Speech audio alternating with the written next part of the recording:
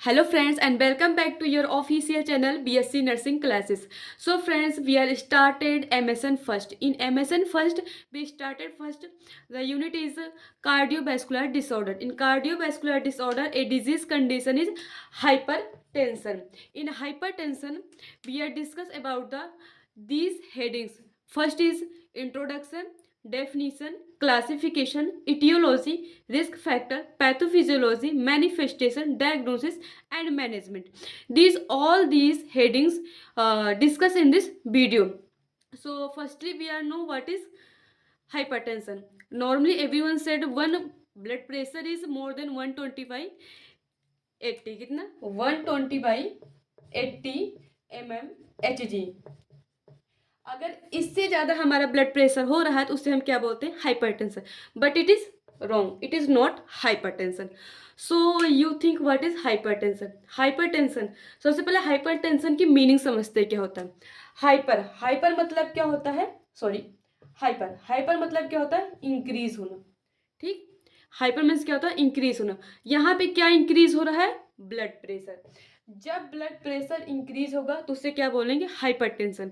लेकिन कितना इंक्रीज होगा, कितना इंक्रीज होगा तो उससे हाइपरटेंशन बोलेंगे. जब हमारा ब्लड प्रेशर 140 बाई 85 mmHg से ज़्यादा हो जाता है तो उससे क्या बोलते हैं, क्या बोलते हैं, हाइपरटेंशन. अगर इससे ज़्यादा हो रहा है तब not this, this is wrong, this is not hypertension. अब इसमें भी क्या है, क्राइटेरिया आता है. क्या क्राइटेरिया आता है, अब ये नहीं कि आपका एक ही दिन से क्या हुआ, ब्लड प्रेशर 140 बाई 85 से ज़्यादा हो गया, तुमने क्या कहा उसे, हाइपरटेंशन. नहीं, अगर ये कॉन्टिन्यूसली 1 वीक तक क्या 140 बाई 85 से ज़्यादा तुम्हारा ब्लड प्रेशर जा रहा है तो उससे क्या बोलेंगे, hypertension. So this is the introduction of the hypertension. So introduction is done. Okay, so next is definition. What is the definition of this hypertension? So normally we are said when the blood pressure more than, sorry, when the blood pressure increase 140 by 85, 140 by 85 से ज़्यादा हो रहा है उसे क्या बोलेंगे, hypertension. सो अगर हम डेफिनेशन की बात करें, इसकी डेफिनेशन क्या होगी, it is defined at persistent elevation of blood pressure more than 140 by 85 is known as hypertension. देखो यहाँ पर एक वर्ड आया है क्या, परसिस्टेंट. व्हाट इज परसिस्टेंट, तो आपको यहाँ पर मैं वो कॉन्सेप्ट क्लियर करती हूँ. जब आप, जो आप लोग कहते थे 120 बाई 80 क्या होता है हमारा, हाइपरटेंशन. देखो नॉर्मल ब्लड प्रेशर की अगर हम बात करें तो कितना होता है, नॉर्मल, नॉर्मल ब्लड प्रेशर कितना होता है, 120 बाई 80. ठीक है, और मैंने हाइपरटेंशन किसको बोला, 140 by 85, more than 140 by 85. This is hypertension and this is normal value. Means in दोनों के बीच का, इन दोनों के बीच का जो ब्लड प्रेशर होता है उसे क्या बोलते हैं, persistent blood pressure. Okay, so this is the definition. अब हम इसकी बात करते हैं क्लासिफिकेशन की. क्लासिफिकेशन मीन्स इसके कितने टाइप्स हैं. So definition is done. So then classification. Classification हमारे 6 टाइप्स हैं. क्या, primary hypertensive, hypertensive, primary hypertension, secondary hypertension, benign hypertension and malignant hypertension. These are the types of hypertension. So first is pre hypertension. Pre hypertension को ही हम क्या बोलते हैं, persistent hypertension. जब हमारा ब्लड प्रेशर 120 बाई 80 से लेकर के 140 बाई 85 mmHg के बीच में आता है उसे क्या बोलेंगे, प्री हाइपरटेंसिव. नेक्स्ट है हाइपरटेंसिव. जब हमारा blood pressure more than 140 by 85 से ज़्यादा हो जाता है तो उसे क्या बोलेंगे, hypertensive. Next is primary hypertension. Primary hypertension और सेकेंडरी हाइपरटेंशन हम कंपेरिजन करें तो इसमें क्या होता है, प्राइमरी, प्राइमरी मीन्स बिना मतलब ऐसा कोज जिसे हम जानते नहीं है, जिसकी वजह से क्या हो रहा है, हमारा ब्लड प्रेशर इंक्रीज हो रहा है. मीन्स अननोन कॉज, हमें कॉज नहीं पता है तो उसे क्या बोलेंगे, primary hypertension. Secondary hypertension means किस हमारी बॉडी में कोई भी डिजीज कंडीशन है जिसकी वजह से क्या हो रहा है, हमारे सेकेंडरी हाइपरटेंशन हो जाए. Like diabetic mellitus. अगर आप डायबिटिक मेलाइटस के पेशेंट को देखेंगे तो नॉर्मली उनका ब्लड प्रेशर इंक्रीज रहता है, मीन्स वो हाइपर, उनको एक कंडीशन डायबिटिक मेलाइटस तो है ही, उसके साथ साथ उनको एक और डिजीज कंडीशन हो जाती है, क्या, हाइपरटेंशन। तो उसे क्या बोलते हैं, सेकेंडरी हाइपरटेंशन। मीन्स किसी हमारी बॉडी में अगर कोई और डिजीज कंडीशन हो, उसकी वजह से अगर हाइपरटेंशन कॉज हो रहा है तो उसे क्या बोलेंगे, secondary hypertension. Next is benign hypertension and malignant hypertension. अब आप लोग सोच रहे होंगे benign hypertension and malignant hypertension तो हमने नहीं सुना था, बट कैंसर में सुना था, benign cancer and malignant cancer या फिर ट्यूमर। तो जिस तरीके से कैंसर में हमारा बेनाइन जो होता है लेस हार्मफुल होता है, बट जो मैलिग्नेंट होता है वो मोर क्या होता है, बहुत ज़्यादा ही क्या होता है, हार्मफुल होता है। Same as in hypertension, benign hypertension में क्या होता है कि जब हमारा blood pressure less than 200/100 mmHg है, कितना, 200/100 mmHg है, इससे कम, तो उसे क्या बोलेंगे, बेनाइन हाइपरटेंशन। जो बेनाइन हाइपरटेंशन होता है क्या होता है, लेस हार्मफुल होता है, किससे, मैलिग्नेंट से। और इसमें क्या होता है, किसी भी ऑर्गन का फेलियर नहीं होता और ना ही ये डेथ को कॉज करता है। बट वहीं अगर हम मैलिग्नेंट की बात करें तो जो मैलिग्नेंट हाइपरटेंशन है, अगर यहाँ ब्लड प्रेशर क्या है, मोर देन 220/110 mmHg है, तो उसे क्या बोलेंगे, मैलिग्नेंट हाइपरटेंशन। ये क्या होता है, मोर हार्मफुल होता है। अगर इसके में ये जो मैलिग्नेंट हाइपरटेंशन है, ये क्या कॉज करता है, डेथ को भी कॉज करता है। कैसे डेथ को कॉज करता है, इसको हम देखते हैं। सो नेक्स्ट इज क्या, how to malignant hypertension cause death, question mark. Means कि मैलिग्नेंट हाइपरटेंशन जो है डेथ को कैसे कॉज करता है। सो देखो, this is our normal artery, ठीक है, ये हमारे एक नॉर्मल आर्टरी है। यहाँ पर क्या है, ब्लड फ्लो हो रहा है। हमारा नॉर्मल ब्लड प्रेशर मैंने बताया 120/80 है, ठीक है, 120/80 mmHg, ठीक। लेकिन मैलिग्नेंट में मैंने क्या बताया कि मोर देन 220/110 mmHg। अब जो ये हमारी आर्टरीज हैं, क्या है, आर्टरी, जब इस पर अगर ये प्रेशर लगेगा, इतना प्रेशर लगेगा, तो जो ये हमारी आर्टरीज होती हैं क्या होती हैं, रप्चर हो जाएगी, मीन्स यहाँ से ऐसे ब्रेक हो जाएगी। जब ब्रेक हो जाएगी तो ये जो ब्लड हमारा ऑर्गन में जाना चाहिए था, जो क्या होना चाहिए था, ऑर्गन में, ये ब्लड कहाँ से जाए, कहाँ जाएगा, ऑर्गन में। लेकिन जब ये रप्चर हो जाएगी तो क्या होगा, आउटसाइड आने लगेगा, बॉडी में ही क्या होता है, हमारे इनसाइड द बॉडी ये क्या होगा, ब्लीड होने लगेगा। ब्लीड होगा तो ऑर्गन को जितना ब्लड जाना चाहिए उतना ब्लड नहीं पहुंच पाएगा। तो जैसे कोई ह्यूमन है, ह्यूमन या कोई भी है, अगर उसको हम बात करें, जितना उसको खाने की ज़रूरत होती है अगर उतना नहीं पाएगा उस अमाउंट में, तो वो क्या होगा, कहीं ना कहीं डेट को कॉज करेगा। मीन्स देखो, एक ह्यूमन की कैपेसिटी मैक्सिमम अगर मान लो, अगर हम फॉर एग्जांपल लें 20 डेज होती है, 20 डेज अगर हम मान लें कि किसी की बिना खाए पिए रह सकता है, जी सकता है, ठीक। लेकिन देन आफ्टर वो 20 डेज वो क्या होगा, कहीं ना कहीं डेड हो जाएगा। सेम एज हर एक ऑर्गेन की एक लिमिट होती है कि वो अगर उसको कम से कम अमाउंट में भी फूड मिल रहा है तो वो रह लेगा। लेकिन एट अ टाइम वो क्या होगा, अगर उसको प्रॉपर अमाउंट में न्यूट्रिएंट्स नहीं मिला, न्यूट्रिएंट्स एज अ ब्लड, अगर उसको ब्लड नहीं मिल रहा कहीं ना कहीं ये क्या होगा, डेड हो जाएगा। जब ये डेड हो जाएगा, डेड मीन्स, अगर देखो जो आर्टरीज होती है हमारी किसी एक ऑर्गन को तो ब्लड सप्लाई करती नहीं है, जितने भी ऑर्गन होते हैं सबको, वाइटल ऑर्गन की बात करें तो लाइक हमारा किडनी हो गया, लीवर हो गया, हार्ट हो गया, ब्रेन हो गया एंड लंग्स हो गया, ठीक है। अगर इन वाइटल ऑर्गन्स को क्या है, ब्लड सप्लाई प्रॉपर नहीं मिलेगी तो क्या होगा, कहीं ना कहीं ये ऑर्गन फेल हो जाएगा अपना वर्क कंप्लीट करने में। और जब प्रॉपर वर्क नहीं करेगा, जब वर्क नहीं करेगा तो हमारी बॉडी भी वर्क नहीं करेगी, एट अ टाइम क्या होगा, जो पेशेंट होगा वो क्या होगा, डेड हो जाएगा। ओके,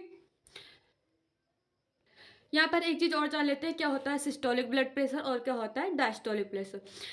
तो नॉर्मल हमारा जो ब्लड प्रेशर है क्या, 120/80, ठीक है।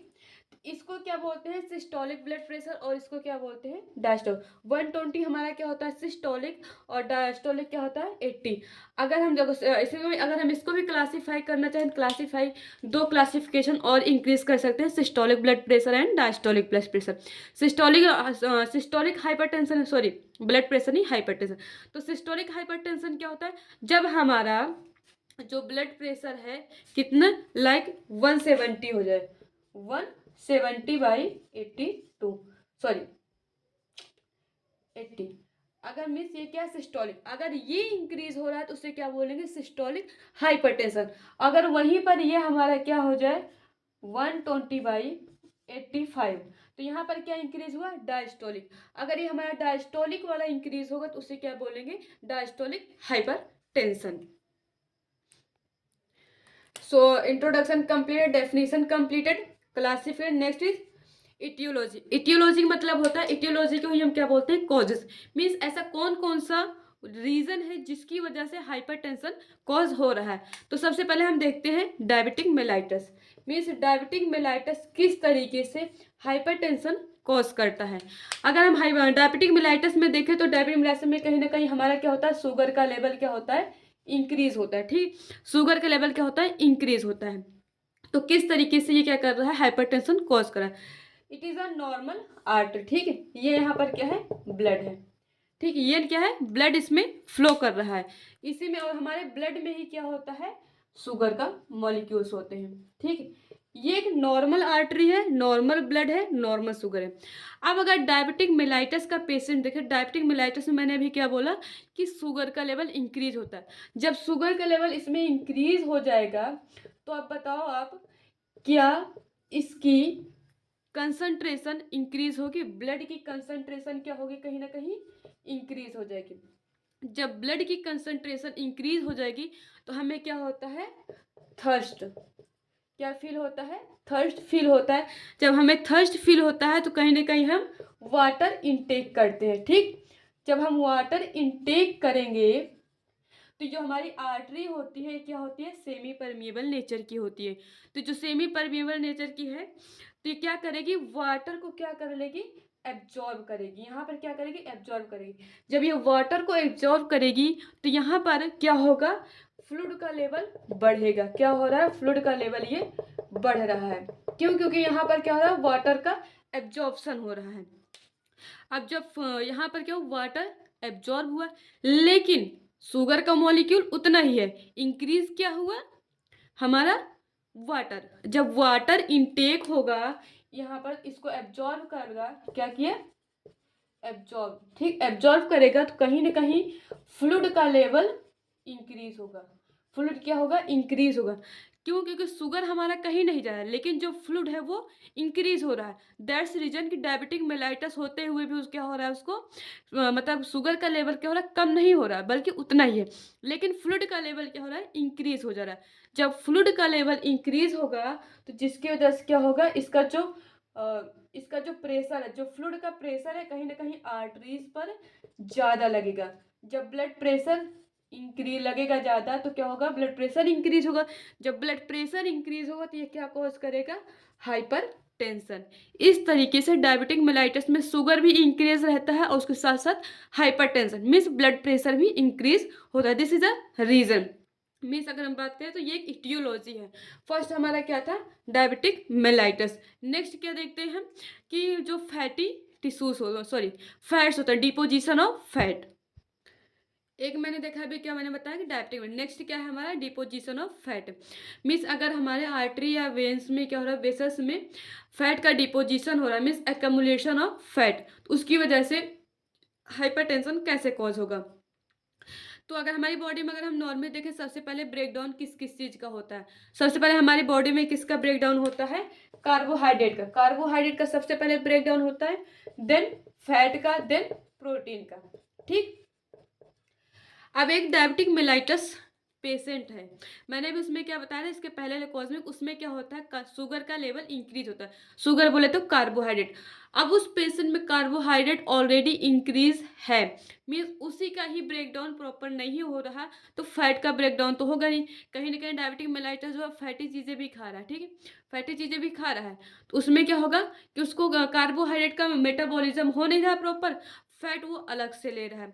जब फैट वो अलग से ले रहा है तो ये आर्टरी और वेन में क्या होगा, इसका क्या होगा, इस तरीके से एक्यूमुलेशन होगा। जब एक्यूमुलेशन होगा तो ये हमारी ये आर्टरी है जो ये नॉर्मल थी, ये क्या थी, नॉर्मल। नॉर्मल इसकी क्या थी, इतनी स्ट्रेंथ थी, लेकिन अब क्या है, इसकी जो ये कैपेसिटी थी क्या हो गई, कम हो गई।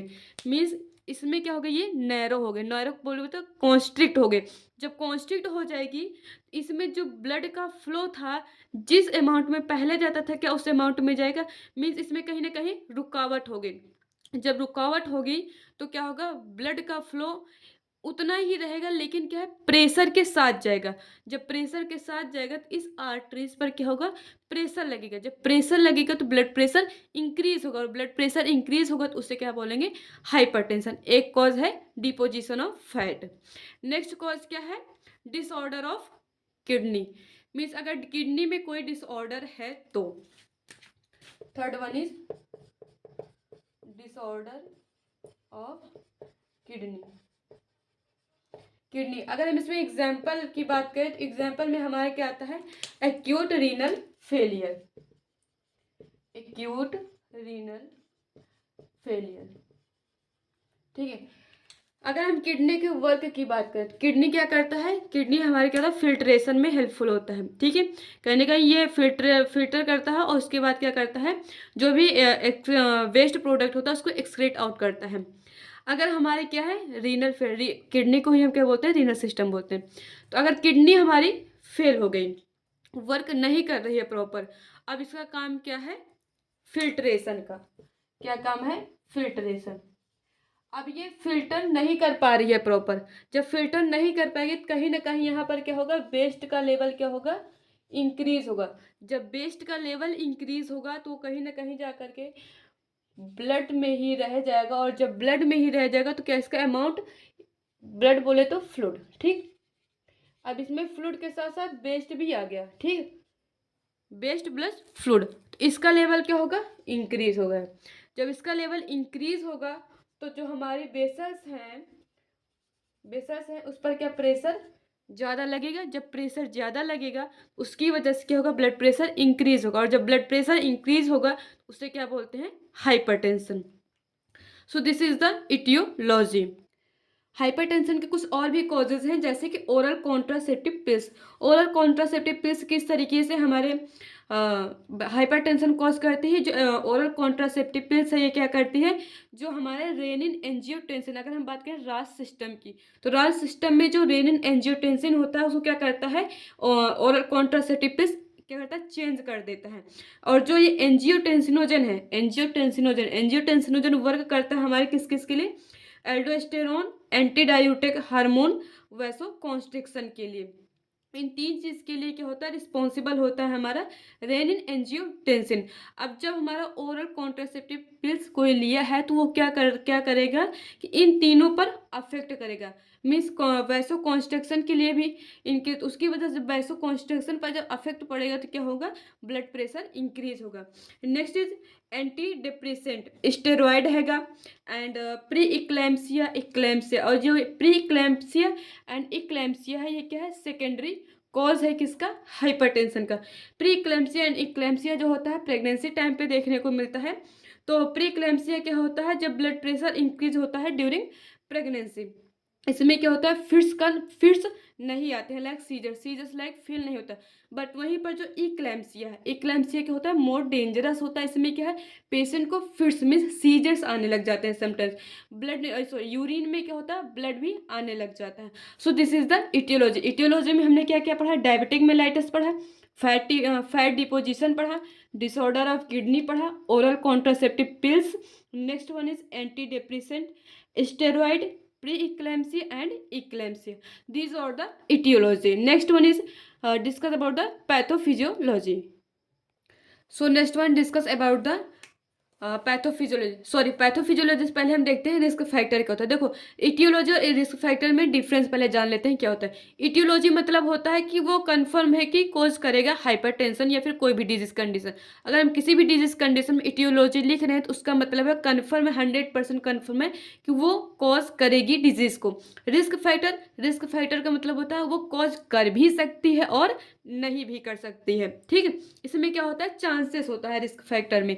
तो कौन कौन से रिस्क फैक्टर होते हैं, रिस्क फैक्टर इसमें 2 टाइप्स के होते हैं, एक होता है मॉडिफाइबल, एक होता है नॉन मॉडिफाइबल। मॉडिफाइबल का मतलब होता है जिसको हम चेंज करके मॉडिफाई कर करके अपने क्या होता है इसको हम नॉर्मल कर सकते हैं। नॉन मॉडिफाइबल जैसे इसको नॉन मॉडिफाइबल का मतलब हम उसको कुछ भी मॉडिफाई नहीं कर सकते, चेंजेस करने का कोई भी रास्ता ही नहीं कि हाँ उसको हम चेंज कर पाएँ। तो मॉडिफाइबल में क्या होता है जैसे कि सेडेंटरी लाइफ स्टाइल, अगर कोई भी पर्सन सेडेंटरी लाइफ स्टाइल जी रहा है तो उसको वो चेंज कर सकता है, ठीक है। हाई फैट इंटेक, अगर कोई भी पेशेंट है जो कि फैट का इंटेक ज़्यादा कर रहा है तो उसकी वजह से क्या होगा, फैट का डिपोजिशन होगा। फैट का डिपोजिशन होगा तो जो ब्लड वेसल्स होती हैं वो क्या होती है, नैरो हो जाती है, और ब्लड प्रेशर नैरो होने की वजह से उस पर क्या होता है, ब्लड के द्वारा प्रेशर ज़्यादा लगता है। जब ब्लड के द्वारा प्रेशर ज़्यादा हो लगेगा तो ब्लड प्रेशर इंक्रीज होगा और हाइपरटेंशन कॉज कर सकता है। ठीक, इसको भी हम क्या कर सकते हैं, मॉडिफाई कर सकते हैं कि मीन्स हम लेस फैट डाइट ले। नेक्स्ट क्या है, high sodium intake, physically inactive, stress, smoking, these और दी मॉडिफाइबल। क्या क्या है, sedentary life style, high fat intake, high sodium intake, physically inactive, stress and smoking. Next क्या है, non modifiable risk factor. Non modifiable risk factor क्या होता है, family history हो गया, जेंडर हो गया, एज हो गया एंड रेस। फैमिली हिस्ट्री की बात करेंगे जैसे कि जेनेटिकली मीन जेनेटिकली जो ट्रांसफर, जैसे कि किसी पेरेंट्स में है और उन पेरेंट्स से क्या है वो बच्चों में जाए तो उसे क्या बोलते हैं, फैमिली हिस्ट्री। जेंडर, लाइक अगर हम जेंडर की बात करें तो जो हाइपरटेंशन, अगर हाइपरटेंशन ही नहीं जितने भी कार्डियक डिसऑर्डर हैं अगर हम बात करें तो मेल्स में ज़्यादा होते हैं कंपेरिजन टू फीमेल, ठीक है। अगर हम कार्डियक डिसऑर्डर की बात करें तो उसमें क्या होता है, मेल में ज़्यादा चांसेस होते हैं और फीमेल्स में कम होते हैं। इसको भी हम चेंज नहीं कर सकते हैं। नेक्स्ट है age. Age at a age means age होता है एक टाइम पे क्या होता है, ऑटोमेटिकली क्या होता है ये चेंज होता है। अब हम एज को तो चेंज कर नहीं सकते इसलिए हम इसको किस में रखें, नॉन मॉडिफाइबल रिस्क फैक्टर में। नेक्स्ट है रेस। रेस की बात करें मतलब ब्लैक एंड वाइट मीन्स जो ब्लैक पीपल्स होते हैं उनमें क्या होता है कि हाइपरटेंशन होने के चांसेस ज़्यादा होते हैं, और जो वाइट पेपर बोले तो गोरे लोग होते हैं उनमें ब्लड प्रेशर होने के हाइपरटेंशन होने के चांसेस कम होते हैं। सो नेक्स्ट इज, सो हमारा रिस्क फैक्टर भी कंप्लीट। अब हम बात करते हैं क्या, पैथोफिजियोलॉजी की। पैथोफिजियोलॉजी क्या है, सबसे पहले तो हम जान लेते हैं इटियोलॉजिकल फैक्टर। मैंने इटियोलॉजिकल फैक्टर में भी आपको बताया था क्या क्या, डायबिटिक मेलाइटस था, ठीक है। उसके बाद मैंने बताया था रीनल फेलियर, किडनी उसी को हम क्या बोलते हैं, किडनी फेलियर, लीवर फेलियर, या फिर क्या बोला था ओसीपी और कॉन्ट्रासेप्टिव पिल्स। इन सब ये सब चीज़ें क्या होती है हमारी इटियोलॉजिकल फैक्टर। अब इसमें मैंने एक एग्जांपल लिया है लीवर डैमेज। लीवर डैमेज की वजह से किस तरीके से हाइपरटेंशन कॉज हो रहा है। अगर लीवर हमारा डैमेज है तो कहीं ना कहीं इटियोलॉजिकल फैक्टर में लीवर डैमेज क्यों होता है, लाइक तुमने स्मोकिंग वगैरह ज़्यादा किया, अल्कोहलिज्म ज़्यादा किया, या फिर तुमने ड्रग्स कोई ड्रग्स ली जिसका साइड इफेक्ट पड़ा है किस पे, लीवर पे। तो इस तरह क्या होता है हमारे लीवर पे इम्पैक्ट पड़ेगा। जब लीवर पे इम्पैक्ट पड़ेगा तो किसकी वजह से इम्पैक्ट पड़ा, इटियोलॉजिकल फैक्टर की वजह से। तो क्या होगा, लीवर हमारा डैमेज होगा। जब लीवर डैमेज होगा तो एलडीएल और एचडीएल, एलडीएल और एचडीएल क्या होता है, एलडीएल होता है हमारा बैड कोलेस्ट्रॉल और एचडीएल हमारा क्या होता है, गुड कोलेस्ट्रॉल। एलडीएल क्या करता है, जो हमारी जो लीवर होता है, लीवर क्या क्या काम होता है, फैट को स्टोर करने का काम होता है, ठीक। अगर जब हमारा एलडीएल का लेवल इंक्रीज हो जाएगा तो ये क्या करेगा, जो भी हमारे लीवर में फैट स्टोर हुआ है उसको क्या करेगा, ये वहाँ से लेगा और कहाँ पर जाकर ट्रांसफ़र करेगा, बेसल्स में। लेकिन जो एचडीएल होता है जस्ट उसके अपोजिट, मीन्स अगर जो बेसल्स होती हैं उनमें जो फैट का एक्यूमुलेशन हुआ रहता है उसको क्या करता है, वो वेसल्स से ले जाकर कहाँ करता है, लीवर में। अब देखो यहाँ पर लेकिन क्या हो रहा है, ये डिक्रीज, ये क्या होता है हमारा गुड कोलेस्ट्रॉल, ये डिक्रीज हो रहा है और ये इंक्रीज हो रहा है। इसकी वजह, जब ये इंक्रीज हो रहा है तो इसकी वजह से क्या होता है, कोलेस्ट्रॉल का डिपोजिशन हमारी वेसल्स में ज़्यादा होगा। जब वेसल्स में इसका कोलेस्ट्रॉल का डिपोजिशन होगा तो वेसल्स हमारी क्या हो जाएंगी, नैरो हो जाएंगे। जब वेसल्स नैरो हो जाएंगे तो ब्लड प्रेशर ज़्यादा लगेगा किस पे, वेसल्स की वॉल पर। जब ब्लड वेसल्स की वॉल पर ब्लड प्रेशर मतलब प्रेशर ज़्यादा लगेगा तो उसकी वजह से क्या होगा, ब्लड प्रेशर इंक्रीज होगा। जब ब्लड प्रेशर इंक्रीज होगा तो हाइपरटेंशन कॉज करेगा। सो ये थी हमारी पैथोफिजियोलॉजी। नेक्स्ट देखते हैं मैनिफेस्टेशन। अगर हम बात करें कि मैनिफेस्टेशन क्या होता है, मैनिफेस्टेशन का मतलब होता है साइन सिम्टम। अगर आपको हाइपरटेंशन हुआ तो उसकी वजह से क्या क्या साइन सिम्टम शो होंगे जिसकी वजह से आप जान पाएंगे कि आपको हाइपरटेंशन हुआ है। तो इसमें क्या होता है, हेडेक होती है, स्वेटिंग होती है, टैकीकार्डिया, टैकीपीनिया, डिप्सिनिया, एंड एनासार का मतलब मीन्स होता है होल बॉडी एडिमा, ठीक है। वॉमिटिंग होगा, एनोरेक्सिया होगा, नोजिया होगी, वॉमिटिंग होगा, फटीग होगा एंड कन्फ्यूजन होगा। दीज और दी मैनिफेस्टेशन जो मैंने अभी आपको बताया, क्या क्या, headache, sweating, tachycardia, tachypnoea, dyspnoea, anasarca, vomiting, anorexia, nausea, fatigue and confusion. Next क्या है हमारा डायग्नोसिस। अगर हमें हाइपरटेंशन हुआ तो उसके लिए हम क्या क्या डायग्नोसिस कर सकते हैं। इसके लिए हमें हिस्ट्री कलेक्शन लेना है। हिस्ट्री कलेक्शन में हम present history, past history, means उसको पास्ट में कोई कोई उसने मेडिसिन नहीं ली या फिर ऐसा पहले तो नहीं होता था, उसकी फैमिली, उसके बाद फैमिली हिस्ट्री लेंगे, उसके फैमिली मेम्बर में किसी को नहीं था। उसके साथ साथ हम ऑब्स्ट्रैक्टिकल हिस्ट्री, तो ऑब्स्टेट्रिकल हिस्ट्री में क्या लेते हैं कि ऑब्स्टेट्रिकल हिस्ट्री जो होती है वो फीमेल्स की ली जाती है, अगर जो फीमेल होती है प्रेग्नेंट होती है, क्योंकि प्रेगनेंसी टाइम पे क्या होता है, जो ब्लड प्रेशर होता है वो इंक्रीज होता है। देन उसके बाद हम फिजिकल एग्जामिनेशन करेंगे, ब्लड प्रेशर मेजरमेंट करेंगे, ब्लड टेस्ट करेंगे। ब्लड टेस्ट में हम क्या है उसके बाद केएफटी करेंगे, क्यों, क्योंकि किडनी फेलियर की वजह से भी हाइपरटेंशन कॉज हो रहा था, इसलिए हम केएफटी करेंगे। LFT, liver function test. Liver function test क्यों कर रहे हैं, क्योंकि मैंने अभी आपको पैथोफिजियोलॉजी बताई। पैथोफिजियोलॉजी में एग्जाम्पल क्या लेता है, liver damage, means liver failure हो रहा है तो उसकी वजह से क्या हो रहा है, हाइपरटेंशन हो, इसलिए हम एलएफटी कराएंगे। देन ब्लड शुगर टेस्ट, क्यों, क्योंकि डायबिटिक मेलाइटिस की वजह से भी क्या हो रहा था, हाइपरटेंशन कॉज हो रहा था, इसलिए हम डायबिटिक मेलाइटिस टेस्ट यानी ब्लड शुगर टेस्ट लेंगे। देन उसके बाद लिपिड प्रोफाइल। लिपिड प्रोफाइल क्यों लेंगे, क्योंकि ये देखिए यहाँ पर एक कॉज होता है LDL and HDL.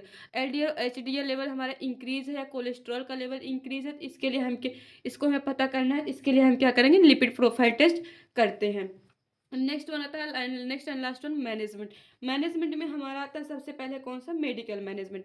Medical management में क्या होता है, वैसो डायलेटर दे सकते हैं। वैसो डायलेटर मीन्स जो हमारे ब्लड वेसल्स को क्या करें, डायलेट करें। हाइपरटेंशन क्यों हो रहा है, क्योंकि हमारी ब्लड वेसल्स कॉन्स्ट्रिक्ट हो रही है, जिसकी वजह से हाइपरटेंशन कॉज हो रहा है। तो हमें यहाँ पे क्या करना है, ब्लड वेसल्स को डायलेट करना है। तो ब्लड वेसल्स को डायलेट करने के लिए हम वैसो डायलेटर देंगे। इसका एग्जाम्पल है सोडियम नाइट्रोप्रोसाइड या फिर नाइट्रोग्लिसरीन।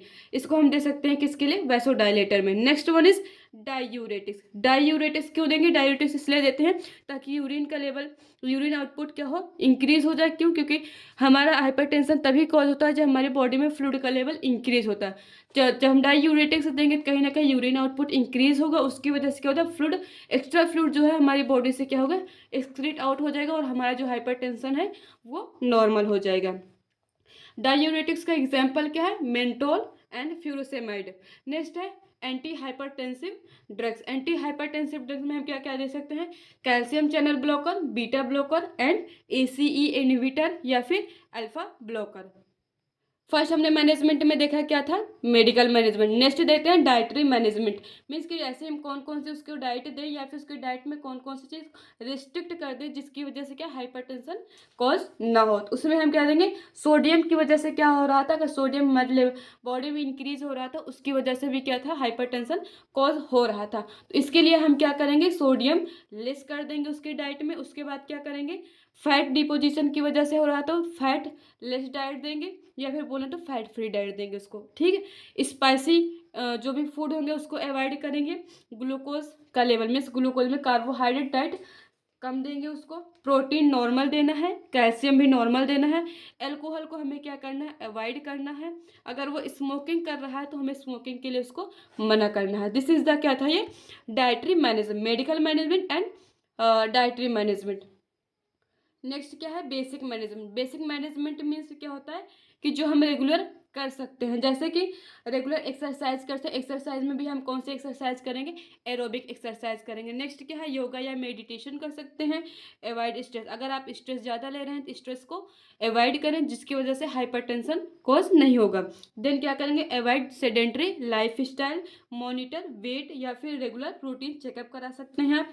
देन लास्ट वन आता है नर्सिंग मैनेजमेंट। नर्सिंग मैनेजमेंट में क्या करेंगे, मीन्स नर्सेस की क्या क्या रिस्पॉन्सिबिलिटीज़ हैं।